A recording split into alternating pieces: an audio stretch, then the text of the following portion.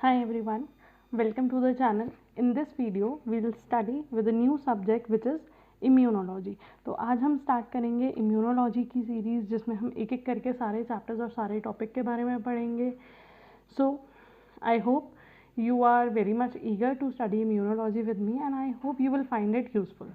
So let us begin. So first of all immunology अगर हम पढ़ने की बात कर रहे हैं तो इम्यूनोलॉजी का मतलब क्या है. इम्यूनोलॉजी का मतलब है स्टडी ऑफ इम्यून सिस्टम. अगर हम इम्यून सिस्टम के बारे में पढ़ते हैं so that is immunology. Very good enough. So immune system का मतलब क्या है. इम्यून सिस्टम जो हम छोटे होते से प्राइमरी क्लासेस से पढ़ते हुए आ रहे हैं, हमारी बॉडी का डिफेंस सिस्टम, वो सिस्टम जो हमारी बॉडी को डिजीज़ से प्रोटेक्ट करता है. And when you think of defence system तो मुझे लगता है कि जिसको इम्यूनोलॉजी के बारे में ज़्यादा नॉलेज नहीं है बट एक बेसिक पता है कि हमारी बॉडी में जो डिफेंस सिस्टम होता है, तो हम हमेशा बचपन से पढ़ते आ रहे हैं कि हमारी बॉडी में जो WBCs होते हैं वो हमारी बॉडी में डिफेंस प्रोवाइड करते हैं. ठीक है, but that was a very basic thing जो हम बहुत छोटे होते थे बस हमें इतना पता होता था कि RBC का फंक्शन क्या है एंड WBC का फंक्शन है हमारी बॉडी को डिजीज़ से या फॉरेन पार्टिकल से प्रोटेक्ट करना और उनके अगेंस्ट फाइट करना, and this makes the defence system. But now we will study in detail कि WBC में ऐसे कौन से सेल्स हैं, उनमें क्या मैकेनिज्म्स हो रहे हैं. We will study about antigen, antibodies, their interactions, complement systems and everything. ठीक है, तो बेसिकली हमें पढ़ना है डिफेंस सिस्टम के बारे में. तो अगर हम बात करें डिफेंस सिस्टम से या फिर हमारे इम्यून सिस्टम से, तो हमारा इम्यून सिस्टम के फंक्शंस की अगर हम बात करें, हमारा इम्यून सिस्टम क्या क्या काम करता है. हमारा इम्यून सिस्टम हमें प्रोटेक्ट करता है, प्रोटेक्ट अस फ्रॉम किससे, पैथोजन से. पैथोजन मतलब कि डिजीज़ कॉजिंग ऑर्गेनिज्म से, या फिर हम सीधा सीधा कह सकते हैं हमें डिजीज़ से प्रोटेक्ट करते हैं, या हमें फॉरेन पार्टिकल, फॉरेन एंटीजन या फॉरेन माइक्रोब से ये प्रोटेक्ट करता है. अगर हमारी बॉडी में कोई भी फॉरेन एंटीजन या फॉरेन पार्टिकल एंटर होगा तो ये उसके अगेंस्ट फाइट करके उसे हमारी बॉडी से एलिमिनेट करेगा. ठीक है जी. अब सेकंड फंक्शन क्या है, ये कैसे करते हैं. अगर इसको हमारी बॉडी को किसी भी फॉरेन पार्टिकल से प्रोटेक्ट करना है तो सबसे पहले हमारे इम्यून सिस्टम में ये एबिलिटी होनी चाहिए कि ये डिस्टिंग्विश कर सके between self and non self. कि हमारी बॉडी में जो चीज़ एंटर हो रही है क्या वो सेल्फ है, क्या मतलब कि हमारी बॉडी में जो भी सेल्स हैं, हमारी बॉडी में इतने सारे सेल्स हैं, तो कौन से सेल्स के अगेंस्ट इसको फाइट करना है, कौन से सेल्स के अगेंस्ट इसको रिस्पॉन्स एक्टिवेट करना है और कौन से सेल्स के अगेंस्ट नहीं करना. तो सबसे पहला वेरी इंपॉर्टेंट थिंग जो हमारे इम्यून सिस्टम का फंक्शन है वो ये कि उसको रिकॉग्नाइज करना है between self and non self, उसको डिस्टिंग्विश करना है. तो बेसिकली अगर हम दो एक्टिविटीज़ की बात करें जो हमारा इम्यून सिस्टम करता है, these two activities are recognition and response. तो हमारा इम्यून सिस्टम दो काम कर रहा है, एक कर रहा है रिकॉग्निशन और दूसरा कर रहा है रिस्पॉन्स. रिकॉग्निशन की अगर हम बात करें तो रिकॉग्निशन में बेसिकली का मतलब क्या है कि वो रिकॉग्नाइज कर रहा है the non self versus self antigens and eliminate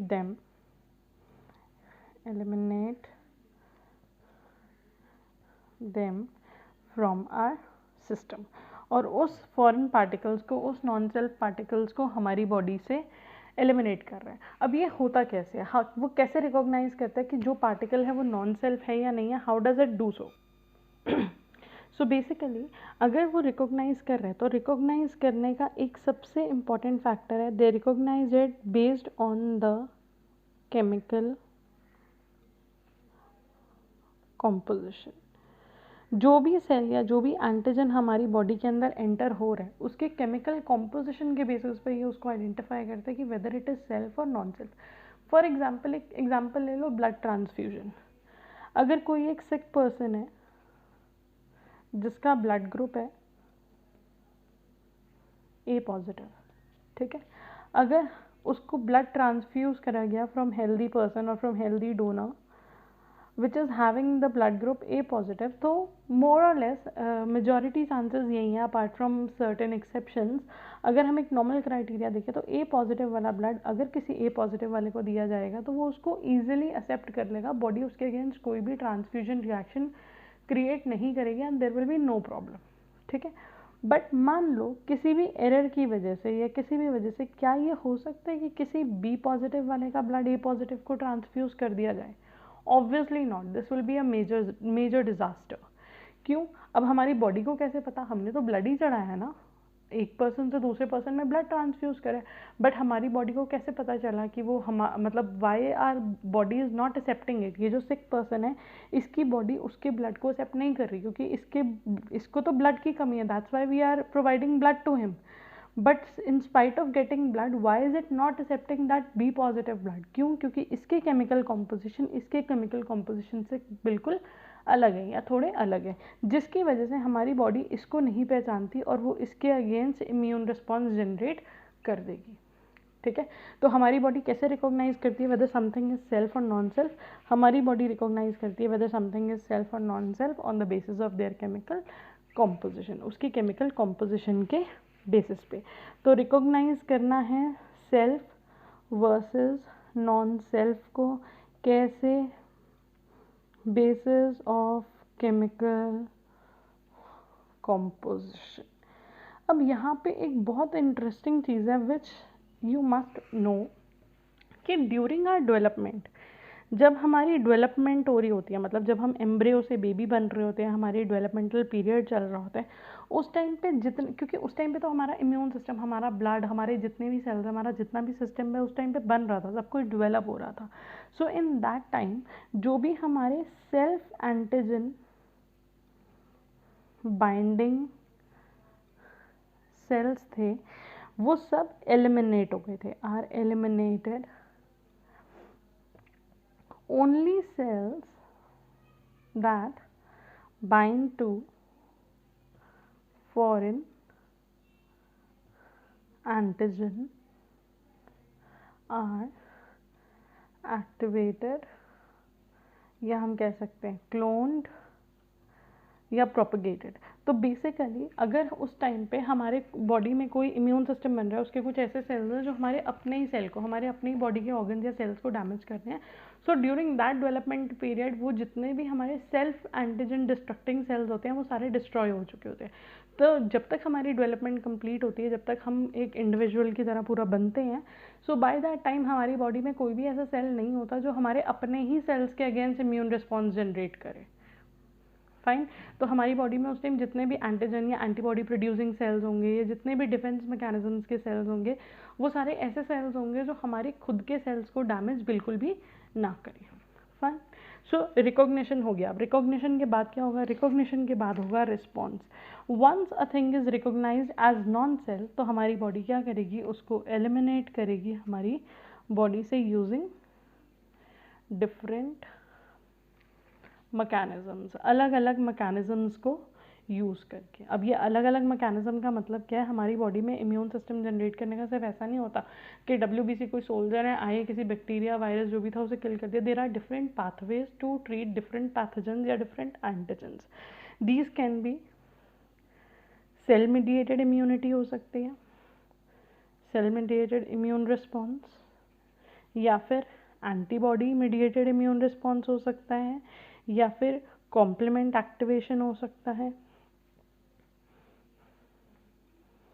phagocytosis,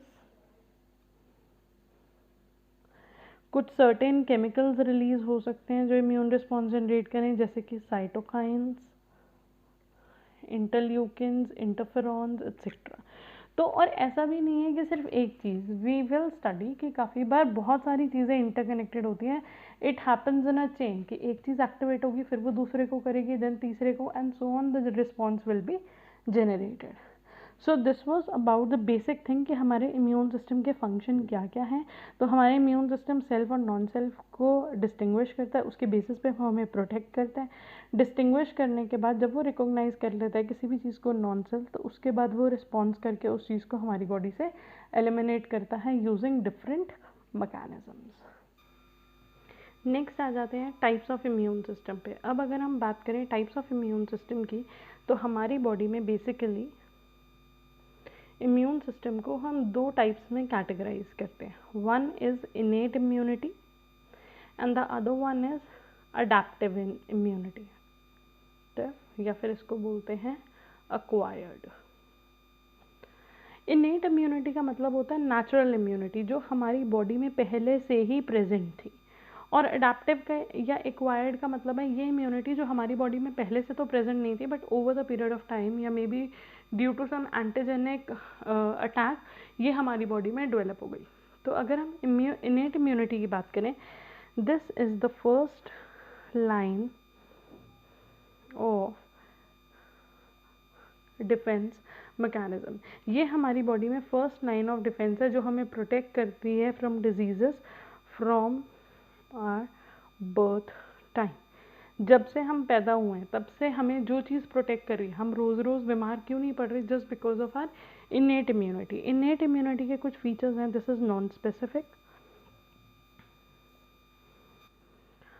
non specific का मतलब है कि ऐसा नहीं है कि हमारी ये इम्यूनिटी डिपेंड करेगी कि हमारी बॉडी में वायरस एंटर हो रहा है तब ये जनरेट होगी, या बैक्टीरिया एंटर हो रहा है तब ये जनरेट होगी। नहीं, हमारी बॉडी में पहले से कुछ एंटीबॉडीज़, कुछ सेल्स ऐसे एक्टिवेटेड प्रेजेंट होते हैं कि अगर हमारी बॉडी में थोड़े बहुत माइक्रोब्स एंटर होते हैं तो उन्हें ये डेली बेसिस पे या रेगुलर बेसिस पे इनकाउंटर करके एलिमिनेट या किल करते रहते हैं या उन्हें डीएक्टिवेट करते रहते हैं।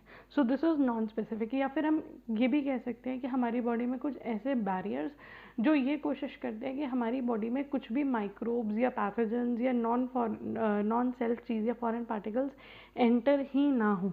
तो basically it occurs through various barriers. जो इनेट इम्यूनिटी हमें मिलती है वो किसके थ्रू मिलती है, वेरियस बैरियर्स के थ्रू। बैरियर्स कौन कौन से हो सकते हैं, anatomical, physiological, phagocytic and inflammation. तो बेसिकली ये 4 मेन बैरियर्स हैं। See in this video we are talking about the overview, हम यहाँ पे बेसिक चीज़ें देख रहे हैं कि क्या है, but over the period of time when we will move on chapter to chapter we will study about all these detail. हम इनेट इम्यूनिटी को डिटेल में पढ़ेंगे, अडेप्टिव को डिटेल में पढ़ेंगे, जितने भी सेल्स होते हैं इम्यून सिस्टम के उनको इंडिविजुअली पढ़ेंगे, organs of immune system, antigen, antibody, their reactions and everything. Okay, so अगर आप यहाँ पे अभी थोड़ा सा कंफ्यूज हो रहे हो, so this is just a short introduction. After this lesson we will come up to each particular lesson and study it in detail. अब अगर हम बात करते हैं एनाटॉमिकल बैरियर्स की, एनाटॉमिकल बैरियर्स हमारी बॉडी में क्या है, स्किन। सबसे पहली चीज़ तो हमारी स्किन है जो इंटैक्ट है, कंटिन्यूअस लेयर है जो हमें एक्सटर्नल मीडिया और हमारी बॉडी के इंटरनल मीडिया को सेपरेट करती है, जिसकी वजह से मेजॉरिटी ऑफ माइक्रोब्स हमारी बॉडी के अंदर एंटर नहीं हो सकते। अपार्ट फ्रॉम दैट हमारी बॉडी में है स्वेट ग्लैंड्स, ऑयल ग्लैंड्स, जो ऐसे सिक्रेशंस प्रोड्यूस करते हैं which does not allow the microbes to enter into our body. Apart from that we have mucus membrane. हम अगर आपने फिजियोलॉजी पढ़ी होगी तो वहाँ आपने पढ़ा होगा हमारा जितना भी रेस्पिरेटरी ट्रैक्ट है it is line by a layer called mucosa which is a mucus membrane. उसके ऊपर म्यूकस की लेयर होती है जो जनरली जितने भी माइक्रोब्स अगर हम इनहेल कर रहे हैं और माइक्रोब्स एंटर हो रहे हैं तो वो उन सबको ट्रैप कर लेती है and it prevents them from entering और moving into our lungs. Next is physiological barrier, मतलब हमारी बॉडी ऐसी क्या फिजियोलॉजिकल एक्टिविटीज़ करती है। First response is fever. अगर हमें हल्का सा भी थकान, खांसी वगैरह होती है तो हमारी बॉडी में सबसे पहला रिस्पॉन्स जो जनरेट होता है फीवर। फीवर एक हाई टेम्परेचर है and it is also a mechanism when our body is fighting and that high temperature usually helps in killing the microbes. तो हाई टेम्परेचर हो गया। Apart from that low pH, जैसे कि हमारे stomach में low pH होता है due to the presence of acid. दो एसिड का फंक्शन डाइजेशन में हेल्प करना है, लेकिन apart from that it is also helping in killing the microbes whenever present in the food. Third thing is some anti microbial substances. Anti microbial substances हमारी body के secretions में like saliva में, tears में, हमारी body के secretion में कुछ anti microbial substances present होते हैं। फॉर एग्जांपल लाइसोजाइम्स, जो अगेन हेल्प करते हैं माइक्रोब्स को किल करने में। The next thing is phagocytic barrier. Next चीज़ है phagocytic barrier. Phagocytosis, I guess आपको पता होगा, फैगोसाइटोसिस इज द टेक्निक जिसमें हमारे बॉडी के जो सेल्स हैं वो फॉरेन पार्टिकल को इनगल्फ करते हैं, ट्रैप करके, किल करके उनको खा लेते हैं। तो हमारी बॉडी में कुछ फैगोसाइटिक सेल्स होते हैं लाइक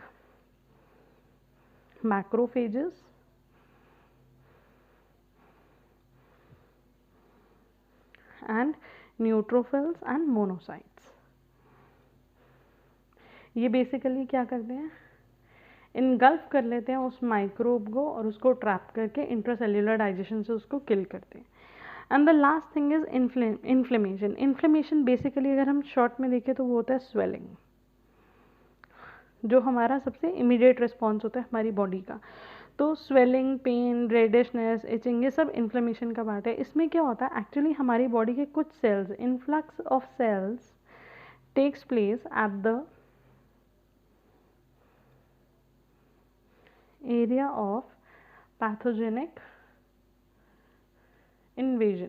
इसको आप बहुत इजीली समझ सकते हो, जैसे फॉर एग्जांपल जब हमें मच्छर काटता है, अगर हमें मच्छर काटता है वहाँ हमें दाना हो जाता है, इचिंग होती है, रेडिशनेस होती है, तो वहाँ जो हमारी बॉडी का इम्यून सिस्टम एक्टिव होता है, दैट इज इनेट इम्यून सिस्टम, और वो क्या कर रहे हैं, इन्फ्लेमेशन कर रहे हैं। इन्फ्लेमेशन कैसे कर रहे हैं, उसने वहाँ पे स्पेशल सेल्स रिक्रूट कर दिए हैं, हमारी बॉडी के डिफेंस मैकेनिज्म के, इम्यून सिस्टम के कुछ सेल्स वहाँ पे एक्टिवेट होकर कुछ केमिकल सिक्रीट करने लगे हैं, ताकि जो भी मस्कीटो बाइट से हमारी बॉडी में केमिकल्स आए ये उनको नलिफाई कर सके, उनको डीएक्टिवेट कर सके।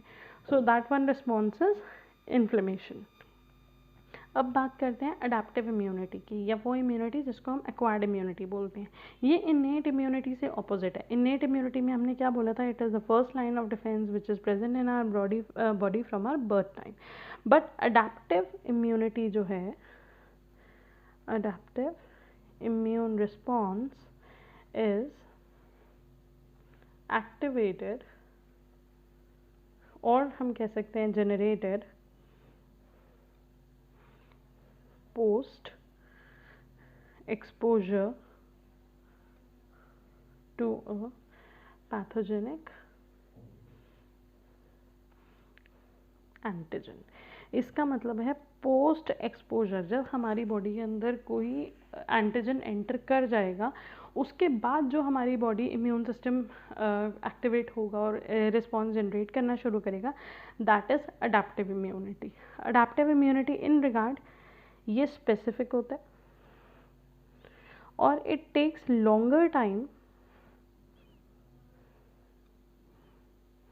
Then innate immunity. इसको जनरेट होने में थोड़ा सा ज़्यादा टाइम लगता है इन्नेट इम्यूनिटी के केस में। मतलब कि अगर हमारी बॉडी में, मान लो पहले तो ये सारे बैरियर्स जो हैं, ये सारी चीज़ें जो हैं वो प्रिवेंट कर रही हैं कि हमारी बॉडी के सिस्टम में, ब्लड में, ऑर्गन्स में कोई माइक्रोब एंटर कर ही ना पाए, ठीक है, ये फर्स्ट लाइन ऑफ डिफेंस है। उसके बाद भी अगर मान लो इन सब बैरियर्स को क्रॉस करते हुए भी हमारी बॉडी में कोई माइक्रोब एंटर कर गया, तो उसके बाद हमारी बॉडी उसको रिकॉग्नाइज करेगी कि वो किस टाइप का बैक्टीरिया है।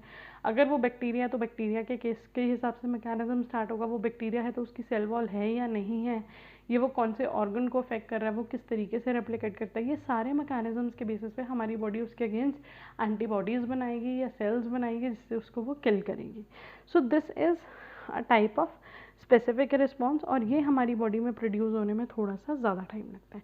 अब अगर हम बात करें अडेप्टिव इम्यूनिटी की, adaptive immunity is itself of two types, natural या फिर आर्टिफिशियल। अब नेचुरल का मतलब क्या है, नेचुरल का मतलब है जो खुद से हो रहा है, ठीक है। आर्टिफिशियल का मतलब नॉर्मली हम पढ़ते हैं ना, नेचुरल मतलब which is taking place by itself, by nature, by natural modes, और आर्टिफिशियल का मतलब क्या होता है, ह्यूमन मेड, मैन मेड।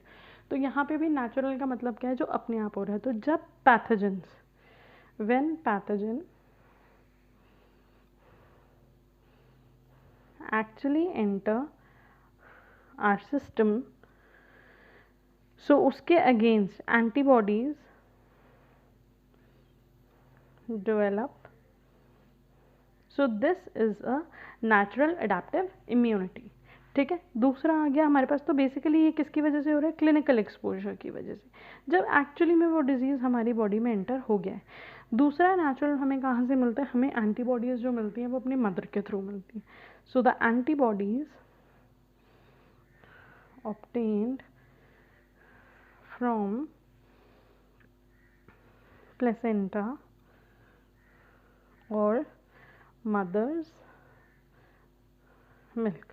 तो बेसिकली जब एक न्यूबॉर्न बेबी बॉर्न होता है तो वो अपनी मदर से जो फीड लेता है उस मिल्क में उसको एंटीबॉडीज़ मिलती हैं, या फिर जब तक हम बॉर्न नहीं होते, over the time we are in the womb, और जब तक हम एम्ब्रियो या फीटस की फॉर्म में हैं, तो प्लेसेंटा के थ्रू भी मदर की कुछ एंटीबॉडीज़ जो है वो हमारी बॉडी में एंटर होती हैं और हमें प्रोटेक्ट करती हैं. So this is about natural adaptive immunity. Artificial या ह्यूमन मेड इम्यूनिटी क्या होगी? It is basically acquired through vaccination. तो ये वो इम्यूनिटी है जो हमें किसके थ्रू मिल रही है? वैक्सीनेशन के थ्रू. वैक्सीनेशन में क्या होता है? किल्ड और एटेनुएटेड पैथोजेंस आर एडमिनिस्टर्ड और एंटर्ड इन आवर बॉडी, जिसके अगेंस्ट हमारी बॉडी इम्यून रिस्पॉन्स जनरेट कर लेती है. तो बेसिकली क्या होता है, छोटे होते हम सब लोग वैक्सीन लगवाते हैं, हमें पेरेंट्स हमें टाइमली जो भी हमारे 1 ईयर या 2 ईयर के बीच में जितनी भी वैक्सीनेशन होती हैं वो सारी करवाते हैं. उसमें हमारी बॉडी में होता क्या है, हमारी बॉडी में वैक्सीन से वीक जर्म्स डाले जाते हैं. उन जर्म्स को, because they are killed, they are weak germs, तो हमारी वो हमें डिजीज़ नहीं कॉज करते, बट इन रिटर्न हमारी बॉडी उनको रिकॉग्नाइज कर लेती है और देख लेती है कि कैसे स्पेसिफिक मॉलिक्यूल्स हैं, और उन स्पेसिफिक मॉलिक्यूल्स के अगेंस्ट हमारी बॉडी स्पेसिफिक एंटीबॉडीज़ बना लेती है. तो अगर एक्चुअली उसके बाद वो माइक्रोब हमारी बॉडी में एंटर करेगा तो हमारी बॉडी उसको पहले से ही पहचानती है, हमारे पास उसके अगेंस्ट पहले से ही एंटीबॉडीज़ हैं और हमारी बॉडी उसको विग्रेसली किल कर देगी. ठीक है जी.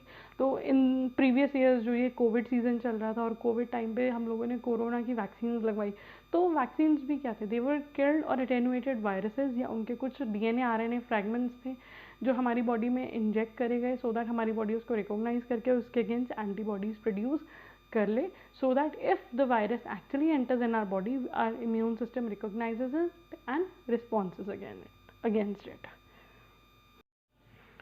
नाउ अब हम देखेंगे इम्यूनिटी के 2 types on the basis of their action. तो हमारी बॉडी में जो इम्यूनिटी होती है वो 2 टाइप से जनरेट होती है. एक होती है ह्यूमोरल इम्यूनिटी. ह्यूमोरल इम्यूनिटी का एक दूसरा नाम होता है जिसको हम बोलते हैं एंटीबॉडी मीडिएटेड इम्यूनिटी. तो बेसिकली ये वो इम्यूनिटी है जो हमारी बॉडी में किसके थ्रू प्रोड्यूस होती है, किसके थ्रू काम करती है? एंटीबॉडीज़ के थ्रू. The other one is cell mediated immunity. Cell mediated immunity का मतलब as the name itself suggest कि सेल मीडिएटेड, हमारी बॉडी के जो इम्यून सिस्टम के सेल हैं वही itself they are generating the immune response. तो अगर हम बात करते हैं एट फर्स्ट ह्यूमोरल इम्यूनिटी की, तो ह्यूमोरल इम्यूनिटी में बेसिकली क्या हो रहा है, हमारी बॉडी एंटीबॉडीज़ प्रोड्यूस कर रही है. So basically it involves production of antibodies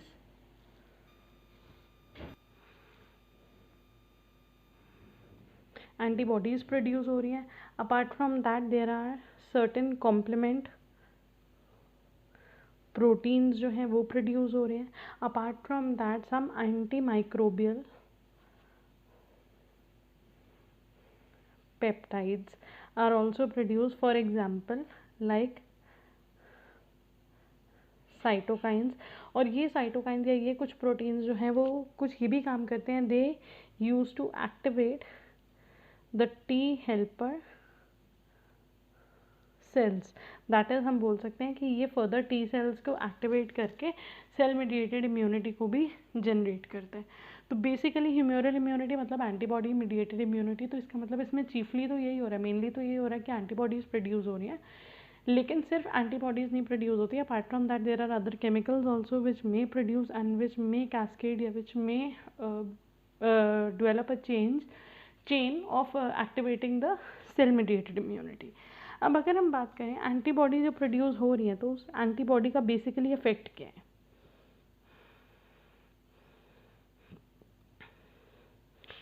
antibody के इफेक्ट में अगर हम देखें तो पहला इफेक्ट है इसका neutralisation of pathogens.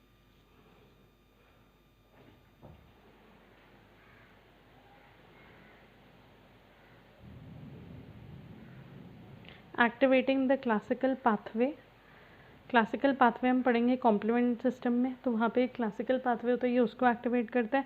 Apart from that is also helps in opsonisation. Opsonisation भी हम डिटेल में पढ़ेंगे. बेसिकली सेल की जो प्रोग्राम डेथ होती है कि सेल को इनगल्फ करवाया जाता है, so that engulfment of cell by activating certain signals is opsonisation. So this was about humoral immunity. अब अगर हम बात करते हैं सेल मीडिएटेड इम्यूनिटी की. सेल मीडिएटेड इम्यूनिटी का मतलब ही क्या है कि it is mediated by cells. मतलब ये जो हो रही है वो किसकी वजह से हो रही है? By cells. और ये सेल्स कौन कौन से हो सकते हैं? Like macrophages,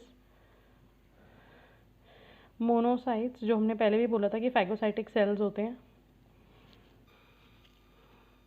dendritic cells etcetera. ये बेसिकली कहाँ एक्टिवेट होते हैं? ये बेसिकली करते हैं they basically kills the cancerous cells. Cancerous cells को किल करते हैं. प्लस ग्राफ्ट रिजेक्शन प्रोसेस जो होते हैं उनमें भी यही रिस्पॉन्सिबल होते हैं. ग्राफ्ट रिजेक्शन का मतलब होता है अगर कोई ऑर्गन किसी को ट्रांसप्लांट करा जाता है और वो रिजेक्ट हो जाता है, तो वहाँ रिजेक्ट करने में जो मेन रिस्पॉन्सिबल होता है वो होता है कौन सा इम्यूनिटी? Cell mediated immunity. तो मैक्रोफेजेस का काम क्या है? मैक्रोफेजेस ना बेसिकली इनगल्फ करते हैं, ये सेल को ट्रैप कर लेते हैं. जो भी फॉरेन सेल है या जो भी फॉरेन पार्टिकल या एंटीजन है ये उसको इनगल्फ कर लेते हैं, इंटरनलाइज करते हैं, डिग्रेड करते हैं, और डिग्रेड करने के बाद present its antigen to MHC. Now this MHC is very important thing which is known as major histocompatibility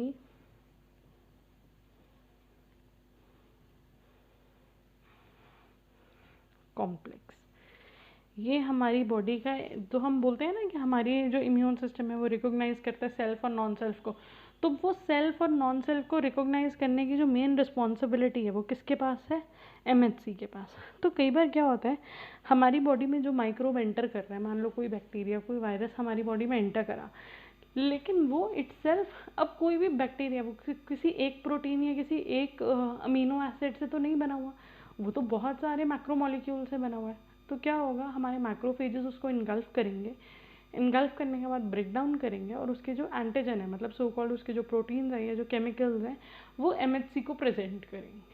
और MHC उसको रिकॉग्नाइज करेगा सेल्फ और नॉन सेल्फ, या वो कौन सी कैटेगरी से बिलोंग करता है, और उसके अगेंस्ट इम्यून रिस्पॉन्स जनरेट करेंगे. तो MHC के ना बेसिकली 2 क्लासेस होते हैं. ये एक अलग से पूरा चैप्टर है which is a very important chapter, और हम इसको डिटेल में पढ़ेंगे.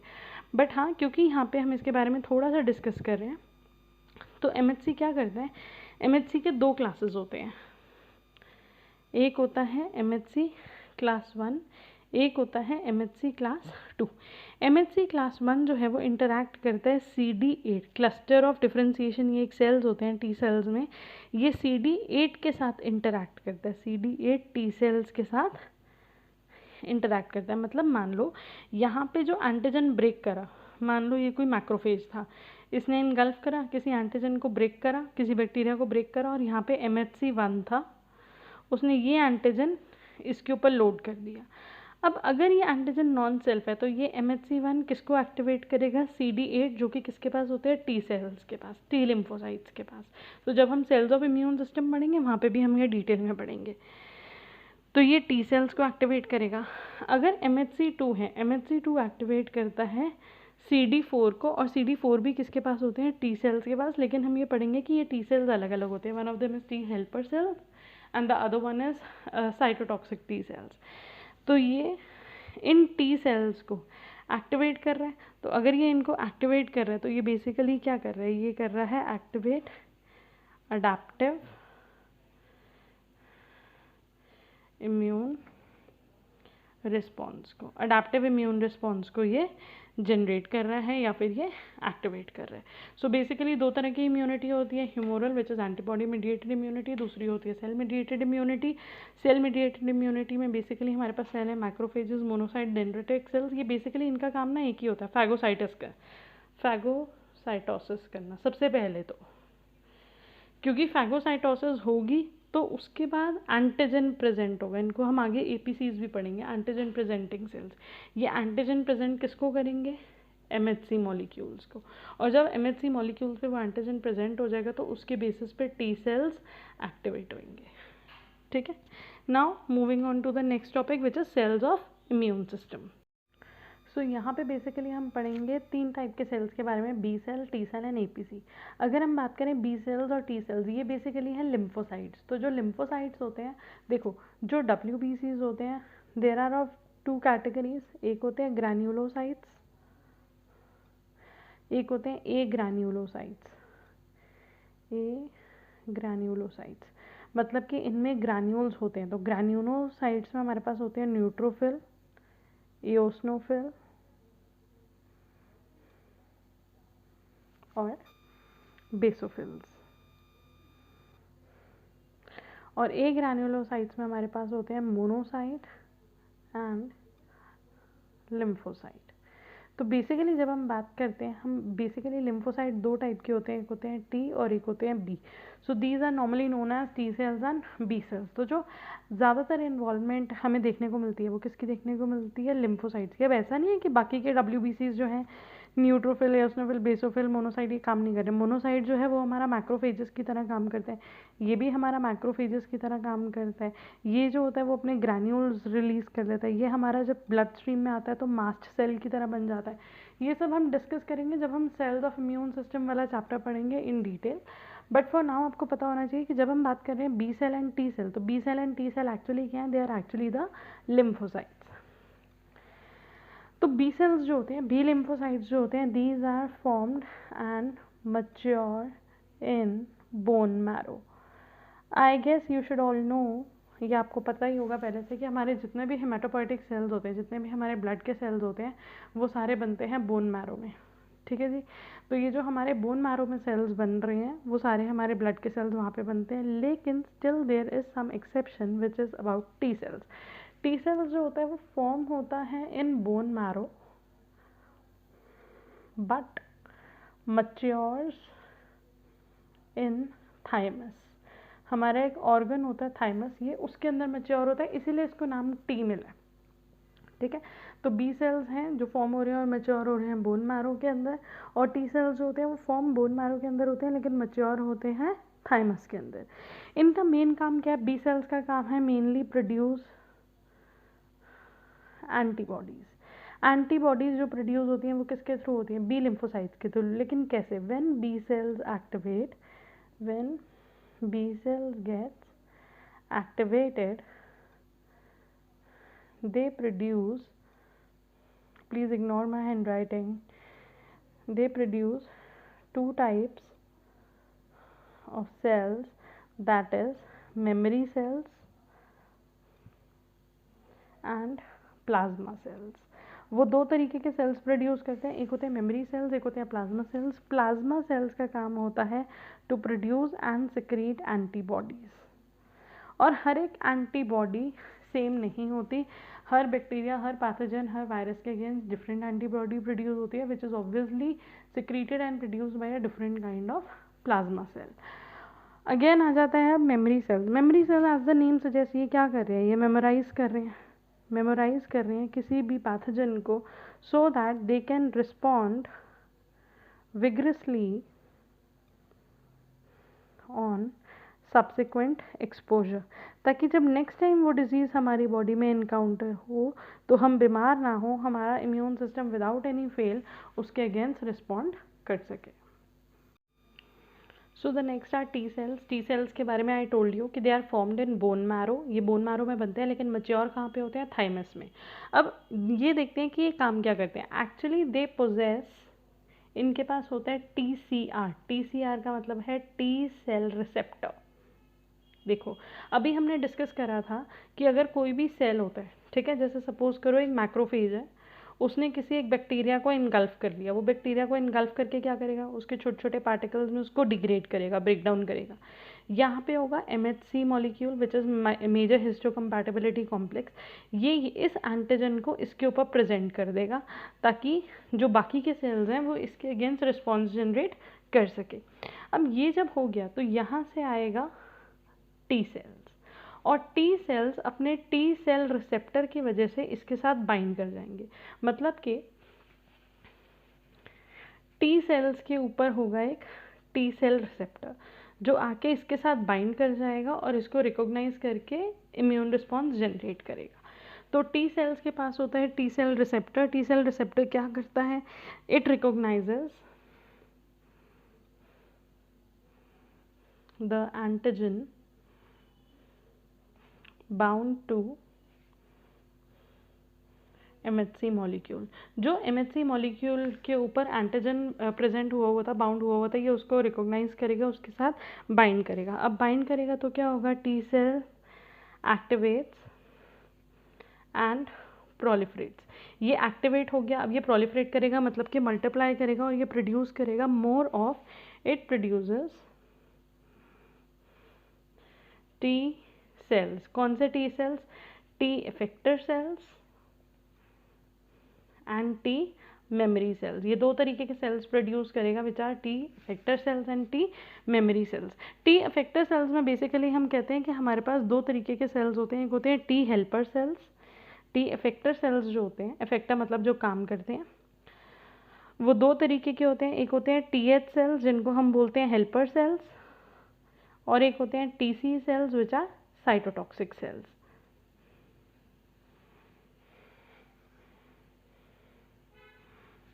ठीक है जी।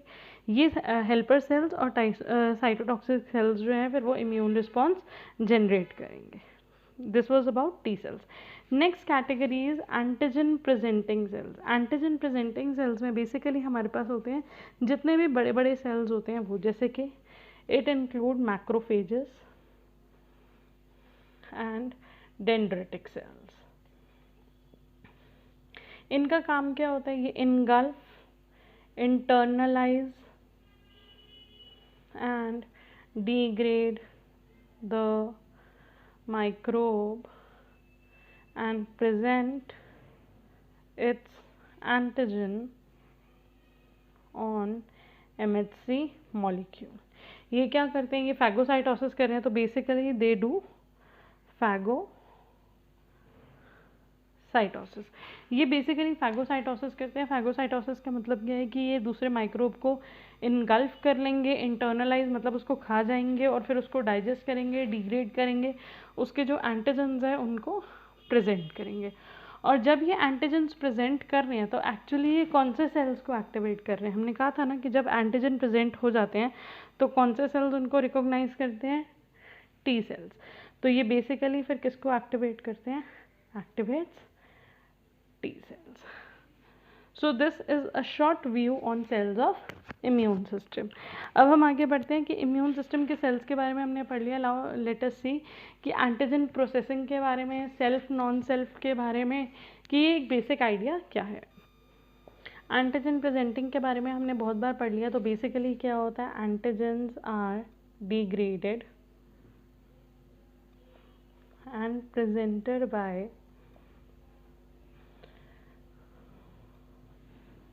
मैक्रोफेजेस या फिर APCs on their surface MHC molecules which are recognized by, इनको कौन रिकॉग्नाइज करेगा? T सेल्स रिकॉग्नाइज करेंगे। किसके थ्रू करेंगे? वाया TCR के थ्रू। जब ये T सेल्स रिकॉग्नाइज करेंगे तो अब क्या हो जाएगा? T सेल्स जो है वो एक्टिवेट हो गए। एक्टिवेट होके वो रिलीज करेंगे cytokines, release some chemicals called cytokines, और ये साइटोकाइन जो है वो प्रोलिफरेट करेगा और एक्टिवेट करेगा डिफरेंट टी सेल्स को। डिफरेंट टी सेल्स में टी हेल्पर सेल्स हो सकते हैं, TC सेल्स मतलब कि साइटोटॉक्सिक सेल्स हो सकते हैं, मेमोरी सेल्स हो सकते हैं। प्लस उसके अलावा ये एक काम करेगा कि ये एक्टिवेट करेगा और ये अट्रैक्ट करेगा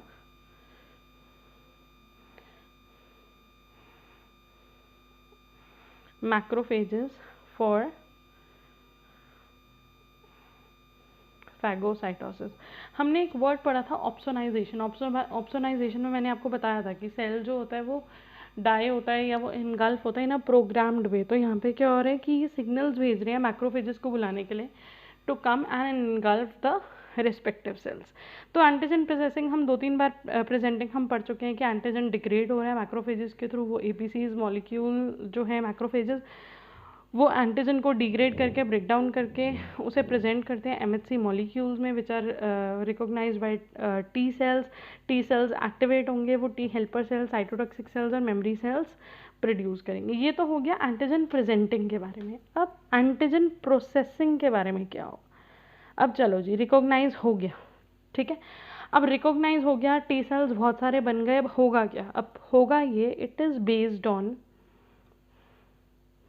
MHC मॉलिक्यूल्स इन्वॉल्व। कौन से MHC मॉलिक्यूल्स इन्वॉल्व हैं उसके बेसिस पे। मैंने आपको बताया था MHC की 2 क्लासेस होती हैं, MHC1 एंड MHC2। कौन से MHC मॉलिक्यूल्स इन्वॉल्व हैं उसके बेसिस पे इसके डिग्रेडेशन हो रही है या ये फर्दर प्रोसेस हो रही है।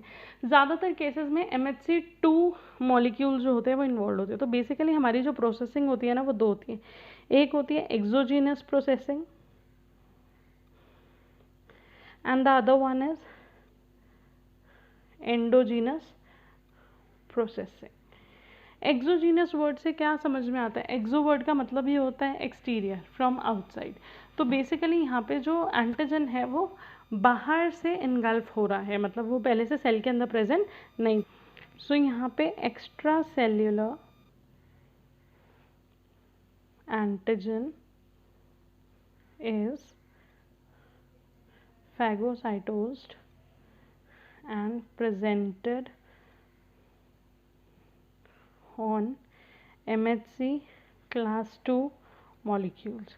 ये बेसिकली एक्स्ट्रा सेल्यूलर एंटीजन्स होते हैं और इनको ब्रेक डाउन करके कौन से MHC के ऊपर इनको प्रेजेंट करा जाता है? क्लास 2 के ऊपर। और MHC क्लास 2 जो होते हैं ना वो रिकॉग्नाइज्ड होते हैं, which are further recognised by CD4 T cells. CD4 T cells जो है, मतलब वो टी सेल्स इनके ऊपर CD4 मार्कर्स हैं, क्लस्टर ऑफ डिफरेंशिएशन CD4 है, वो इनको रिकॉग्नाइज करेंगे विच आर टी हेल्पर सेल्स। तो MHC2 क्लास पे जो एंटीजन प्रेजेंट हुए हैं वो किसके थ्रू एक्टिव, कौन उन्हें रिकॉग्नाइज करके काम करेगा? T helper sales.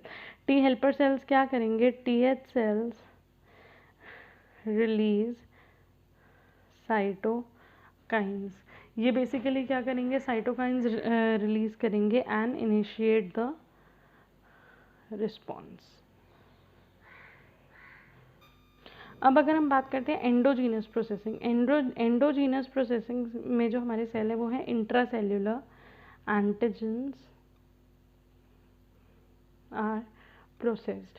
अब अगर हम बात करें इंट्रासेल्यूलर, मतलब वो एंटीजन जो पहले से सेल में प्रेजेंट थे। अब हम यहाँ पे सिर्फ उन्हीं एंटीजन्स की बात कर रहे हैं जो फॉरेन एंटीजन्स है। फॉरेन मतलब जो हमारी बॉडी से बिलोंग नहीं करते, they are not our self, they are foreign.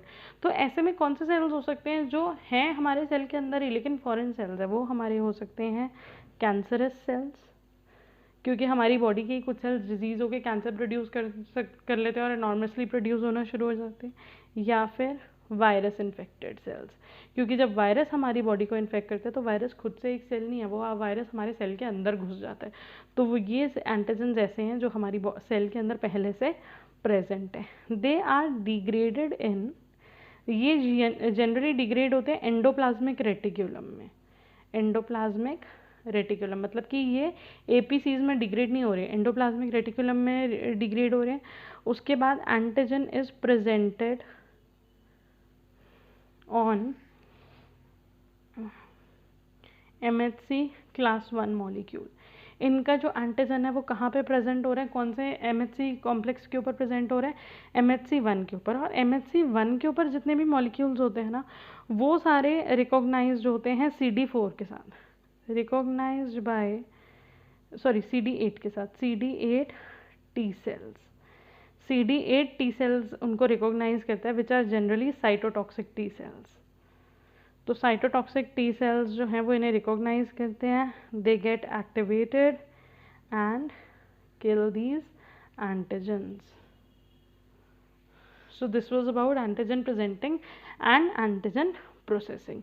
हमारा नेक्स्ट टॉपिक है सेल्फ और नॉन सेल्फ, जिसको हमें अलग से पढ़ने की ज़रूरत नहीं है, बट हाँ उसके बारे में हमें ये चीज़ समझनी है। सेल्फ और नॉन सेल्फ का मतलब होता है कि एंटीजन हमारी बॉडी में जो प्रेजेंट हो रहा है, अगर वो सेल्फ है तो बॉडी उसको कुछ भी नहीं करेगी, लेकिन अगर वो नॉन सेल्फ है तो अगेन वही होगा कि उसे MHC के ऊपर प्रेजेंट करेंगे, और MHC क्लास 1 है या क्लास 2 है, उसके बेसिस पे उसका रिस्पॉन्स जनरेट होगा।